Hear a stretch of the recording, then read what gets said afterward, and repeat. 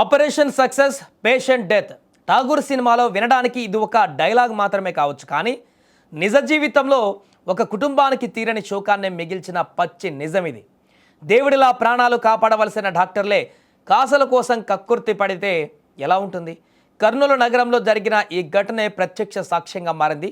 Corporate ఆసుపత్రుల పైశాచికత్వానికి, వైద్యుల నిర్లక్ష్యానికి అద్దం పడుతున్న ఈ ఘటన ఇప్పుడు పెను సంచలనంగా మారింది. ఓర్వకల్లు మండలం ఉప్పలపాడుకు చెందిన రమణారెడ్డి అనే వ్యక్తి గుండె సంబంధిత సమస్యతో బాధపడుతూ నయమవుతుందన్న ఆశతో కర్నూలులోని ఒక ప్రైవేట్ ఆసుపత్రిలో చేరాడు.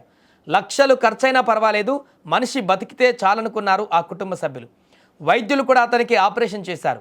ఆపరేషన్ థియేటర్ నుంచి బయటకు వచ్చిన డాక్టర్ ఆపరేషన్ చాలా సక్సెస్ఫుల్గా జరిగింది, ఎలాంటి టెన్షన్ లేదు అని బంధువులకు చెప్పాడు.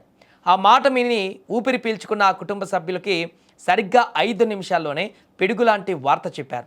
సారీ, పేషెంట్ చనిపోయాడు అంటూ నిర్దాక్షిణ్యంగా ప్రకటించారు.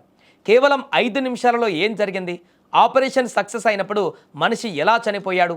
వైద్యం వికటించిందా, లేక ప్రాణం పోయినా సరే ఆపరేషన్ పేరుతో బిల్లులు వసూలు చేయడానికి ఆడిన నాటకమా అంటూ ఆసుపత్రి వద్ద మృతుడి బంధువులు ఆందోళన చేపట్టారు.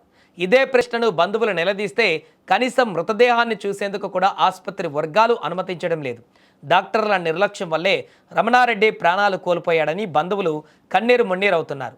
లోపల అసలు ఏం జరిగిందో తెలియాలి అంటే ఆపరేషన్ థియేటర్లోని సీసీటీవీ ఫుటేజ్ బయట పెట్టాలని డిమాండ్ చేస్తున్నారు.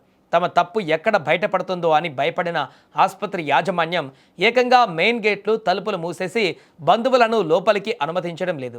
చనిపోయిన వ్యక్తి కడసారి చూసుకుందామన్నా కనికరించడం లేదంటూ బంధువులు ఇప్పుడు వాపోతున్నారు.